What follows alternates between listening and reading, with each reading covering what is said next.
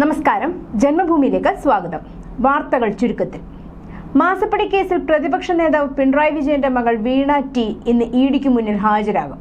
CMRLുമായി നടത്തിയ സാമ്പത്തിക ഇടപാട് ഉൾപ്പെടെയുള്ള കാര്യങ്ങൾ ഇഡി ചോദിച്ചറിയും. വെള്ളിയാഴ്ച ഹാജരാകാൻ ആവശ്യപ്പെട്ടിരുന്നെങ്കിലും അനാരോഗ്യത്തെ തുടർന്ന് സാവകാശം തേടുകയായിരുന്നു.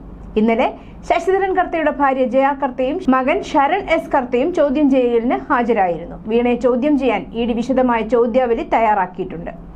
CMRLിൽ നിന്ന് ലഭിച്ച 2.78 കോടി എങ്ങനെ വിനിയോഗിച്ചു എന്നതടക്കമുള്ള കാര്യങ്ങളിൽ ഇഡി വ്യക്തത തേടും. CMRL ഉദ്യോഗസ്ഥർ മുൻപ് നൽകിയ മൊഴികൾ അടിസ്ഥാനമാക്കിയും ചോദ്യം ചെയ്യാനാണ് ഇഡിയുടെ തീരുമാനം. സംസ്ഥാനത്ത് ഇന്ന് ഒറ്റപ്പെട്ട ശക്തമായ മഴയ്ക്ക് സാധ്യത. 2 ജില്ലകളിൽ ഇന്ന് യെല്ലോ അലർട്ടുണ്ട്. പത്തനംതിട്ട, ഇടുക്കി ജില്ലകളിലാണ് ശക്തമായ മഴ മുന്നറിയിപ്പുള്ളത്.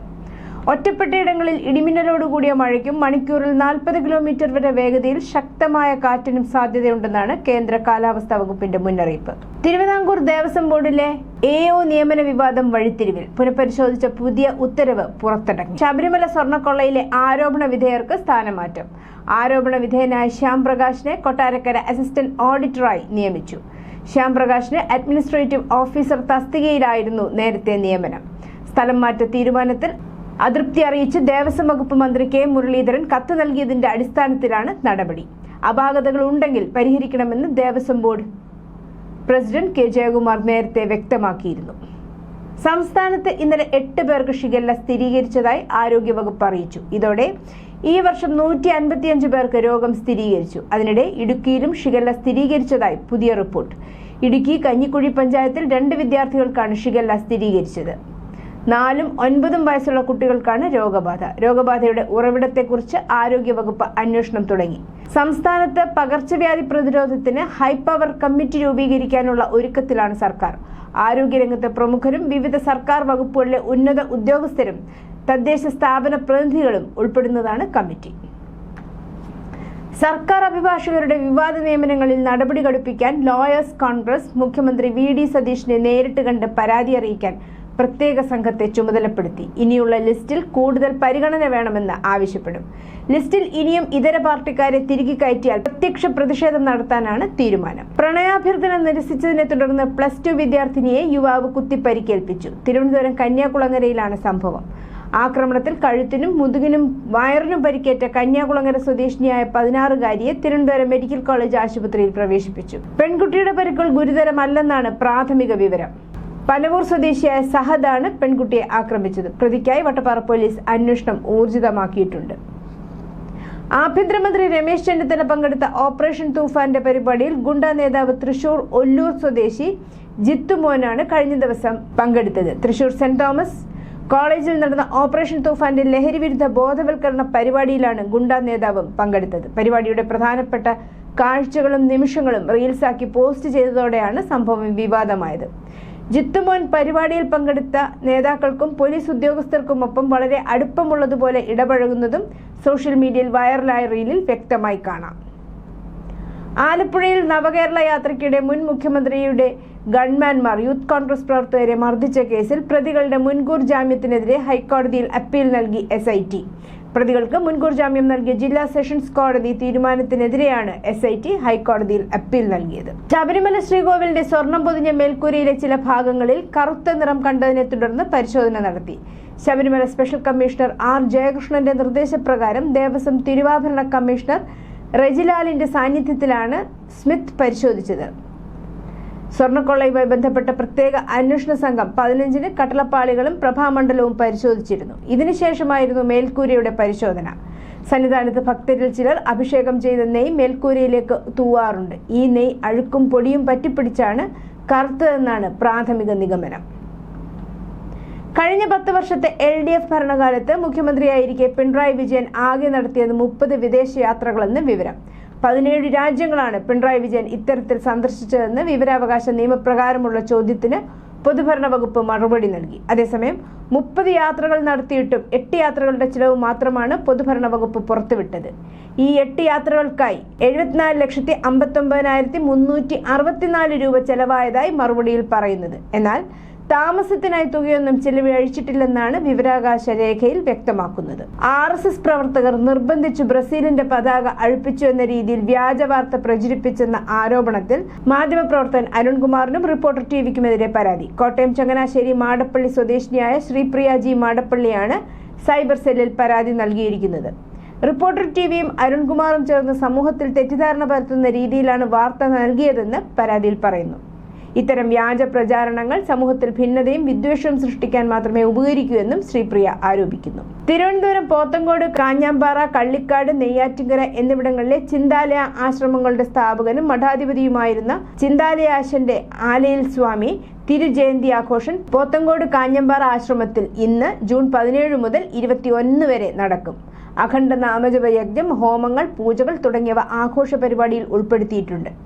ജയന്തി ദിനമായ ജൂൺ 20 ശനിയാഴ്ച രാവിലെ 6 മണി മുതൽ മഹാഗണപതി ഹോമം, മഹാമൃത്യുഞ്ജയ ഹോമം, നവഗ്രഹ പൂജ, ഗുരുപൂജ, മഹാഗണപതിക്ക് അഭിഷേകം, ചക്രാബ്ജ പൂജ, സുദർശന ഹോമം, ഭഗവതി സേവ എന്നിവയും 10:30 തിരുനാൾ സദ്യയും ഉണ്ടാകും. ആദ്യനാൾ പ്രഭാതത്തിൽ ആരംഭിക്കുന്ന അഖണ്ഡ നാമജപ യജ്ഞം ജയന്തി ദിനത്തിൽ വൈകുന്നേരം 6:30 സമാപിക്കും. അശ്ലീല സന്ദേശങ്ങളും വീഡിയോകളും അയച്ചെന്ന വിദ്യാർത്ഥിനി നേതാവിന്റെ പരാതിയിൽ SFI ജില്ലാ നേതാവിനെതിരെ പാർട്ടി അന്വേഷണം തുടങ്ങി. SFI ഏരിയ കമ്മിറ്റി അംഗമായ വിദ്യാർത്ഥിനിയാണ് ജില്ലാ നേതാവിനെതിരെ പരാതി നൽകിയത്. 2 മാസം മുൻപാണ് ജില്ലാ നേതാവ് അശ്ലീല സന്ദേശങ്ങളും വീഡിയോകളും വിദ്യാർത്ഥിനിയുടെ ഫോണിലേക്ക് അയച്ചത്. ഇത്തരം സന്ദേശങ്ങൾ തന്റെ ഫോണിലേക്ക് അയക്കരുതെന്ന് അന്ന് തന്നെ വിദ്യാർത്ഥിനി വിലക്കി. എന്നിട്ടും ഇത് തുടർന്നതോടെയാണ് CPM ഏരിയ സെക്രട്ടറിക്ക് പരാതി നൽകിയത്. ജില്ലാ നേതൃത്വത്തിന് പരാതി നൽകിയതോടെ ആരോപണ വിധേയനായ നേതാവ് വിദ്യാർത്ഥിനി നേതാവിനെ ഭീഷണിപ്പെടുത്തിയതായും പരാതിയുണ്ട്. 3 മാസത്തിലധികം നീണ്ടുനിന്ന ഇറാൻ-ഇസ്രായേൽ US തർക്കങ്ങൾക്കും യുദ്ധഭീതിക്കും ഒടുവിൽ ആഗോള സമ്പദ് വ്യവസ്ഥയ്ക്ക് ആശ്വാസ വാർത്ത. വരാനിരിക്കുന്ന വെള്ളിയാഴ്ച സ്വിറ്റ്സർലൻഡിൽ വെച്ച് ഇറാനും അമേരിക്കയും തമ്മിൽ ചരിത്രപരമായ സമാധാന കരാറിൽ ഒപ്പുവെക്കുമെന്നാണ് പുറത്തുവരുന്ന വിവരങ്ങൾ. ഇതോടെ ഹോർമുസ് ഇടനാഴി പൂർണ്ണമായും തുറക്കുമെന്നതും ഗൾഫ് രാജ്യങ്ങളിലെ എണ്ണ ഉൽപാദനം സാധാരണ നിലയിലാകുമെന്നതും ഇന്ത്യൻ സാമ്പത്തിക മേഖലയ്ക്ക് ഏറെ ആശ്വാസമാകും. ഇറാനും അമേരിക്കയും സമാധാന പാതയിലെത്തിയതിന് പിന്നാലെ രാജ്യാന്തര വിപണിയിൽ ക്രൂഡ് ഓയിൽ വില കുത്തനെ ഇടിഞ്ഞു. ബാരലിന് $80 താഴെ എത്തി. ജൂൺ 19 മുതൽ ഹോർമുസിലൂടെ കപ്പൽ ഗതാഗതം പൂർവ്വസ്ഥിതിയിലാകുമെന്നാണ് പ്രതീക്ഷിക്കുന്നത്. കൂടാതെ ഇറാനിലെ തന്ത്രപ്രധാനമായ ചബഹാർ തുറമുഖത്ത് ഇന്ത്യക്ക് വൻ നിക്ഷേപമുണ്ട്. എന്നാൽ US സമ്മർദ്ദത്തെ തുടർന്ന് അവിടെയുള്ള പ്രവർത്തനങ്ങൾ ഇന്ത്യ താൽക്കാലികമായി മരവിപ്പിച്ചിരിക്കുകയായിരുന്നു. പുതിയ സാഹചര്യത്തിൽ ചബഹാർ തുറമുഖം വഴി പാകിസ്ഥാനെ മറികടന്ന് മധ്യേഷ്യൻ രാജ്യങ്ങളുമായി നേരിട്ട് വ്യാപാരം നടത്താൻ ഇന്ത്യക്ക് സാധിക്കും. ജൂൺ 21 നീറ്റ് UG പുനഃപരീക്ഷ കണക്കിലെടുത്ത് രാജ്യത്തെ ടെലിഗ്രാം മെസ്സേജിംഗ് ആപ്പിന് 22 വരെ കേന്ദ്ര സർക്കാർ നിയന്ത്രണങ്ങൾ ഏർപ്പെടുത്തി.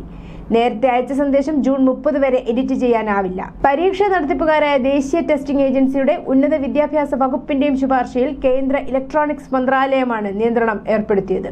പ്ലേ സ്റ്റോറിൽ നിന്ന് ടെലിഗ്രാം ആപ്പ് നീക്കി ഗൂഗിൾ. ആപ്പിളിനോടും ആപ്പ് നീക്കാൻ കേന്ദ്ര നിർദ്ദേശം നൽകിയിരിക്കുകയാണ്. അതേസമയം അടിസ്ഥാന പ്രശ്നമാണ് പരിഹരിക്കേണ്ടതെന്നും ദശലക്ഷക്കണക്കിന് സാധാരണ ഉപയോക്താക്കളെ ഇത് ബാധിക്കുമെന്നും ടെലിഗ്രാം സ്ഥാപകൻ പവൽ ഡുറോവ് വ്യക്തമാക്കി. ചോദ്യപേപ്പർ ചോർച്ച മാഫിയകളുടെ ഇടപെടലുകളെക്കുറിച്ചുള്ള വിവരങ്ങൾ പുറത്തുവന്നതിന് പിന്നാലെയാണ് പ്രമുഖ മെസ്സേജിംഗ് ആപ്പായ ടെലിഗ്രാമിന് ഇന്ത്യയിൽ താൽക്കാലിക നിരോധനം ഏർപ്പെടുത്തിയത്. തൃണമൂൽ കോൺഗ്രസിന് പിന്നാലെ ശിവസേന ഉദ്ധവ് വിഭാഗത്തിലെ 7 MPമാർ ഏക്നാഥ് ഷിൻഡെയുടെ ശിവസേനയിലേക്ക് വന്നേക്കുമെന്ന് റിപ്പോർട്ട്. ഇതോടെ NDA കൂടുതൽ ശക്തി പ്രാപിക്കും. ആകെ ഉദ്ധവ് താക്കറെ പക്ഷത്തിന് 9 MPമാരാണുള്ളത്. ഇതിൽ 7 പേർ മറുകണ്ഠം ചാടിയാലും കൂറുമാറ്റ നിരോധനം ഇവർക്ക് ബാധകമാകില്ല. കഴിഞ്ഞ കുറെ നാളുകളായി ഉദ്ധവ് പക്ഷത്തെ MPമാരെ പിടിക്കാൻ ഷിൻഡെയുടെ നേതൃത്വത്തിൽ ഓപ്പറേഷൻ ടൈഗർ നടക്കുന്നതായി വാർത്തകൾ പ്രചരിച്ചിരുന്നു. തന്റെ പാർട്ടിയിൽ നിന്നും MPമാർ ഷിൻഡെ പക്ഷത്തേക്ക് നീങ്ങുമോ എന്ന് ഭയന്ന് ഇതോടെ ഉദ്ധവ് താക്കറെ തന്റെ ഔദ്യോഗിക വസതിയായ മാതോശ്രീയിൽ MPമാരുടെ അടിയന്തര യോഗം വിളിച്ചിരുന്നു. പക്ഷേ ഉദ്ധവ് താക്കറെ നയിക്കുന്ന ശിവസേന UBTയിലെ 9 MPമാരിൽ 5 പേർ യോഗത്തിൽ പങ്കെടുത്തില്ല. പിന്നാലെ MPമാർ ഇന്ന് ഡൽഹിയിൽ ഏക്നാഥ് ഷിൻഡെയുടെ മകൻ ശ്രീകാന്ത് ഷിൻഡെ ഡൽഹിയിലെ വസതിയിൽ കാണാൻ ഒരുങ്ങുന്നുവെന്ന വാർത്തയാണ് പുറത്തുവരുന്നത്. ശിവസേന UBTയിലെ മുതിർന്ന നേതാക്കൾക്ക് പാർട്ടിയിലെ ചില ലോക്സഭാ MPമാരെ ഫോണിൽ ബന്ധപ്പെടാൻ കഴിയുന്നില്ല. ഇവരുടെ ഫോണുകൾ സ്വിച്ച് ഓഫ് ചെയ്തിരിക്കുകയാണ്. രാജ്യത്തുടനീളം നീറ്റ് UG പേപ്പറുകൾ സുരക്ഷിതമായി എത്തിക്കുന്നതിനായി ഇന്ത്യൻ വ്യോമസേന കഴിഞ്ഞ 4 ദിവസമായി കർശന നിയന്ത്രണങ്ങൾ പാലിച്ചുകൊണ്ട് പ്രവർത്തിക്കുന്നു. വ്യോമസേന ഗതാഗത വിമാനങ്ങളും ഹെലികോപ്റ്ററുകളും ഉപയോഗിച്ച് 200-ലധികം പറക്കൽ നടത്തി.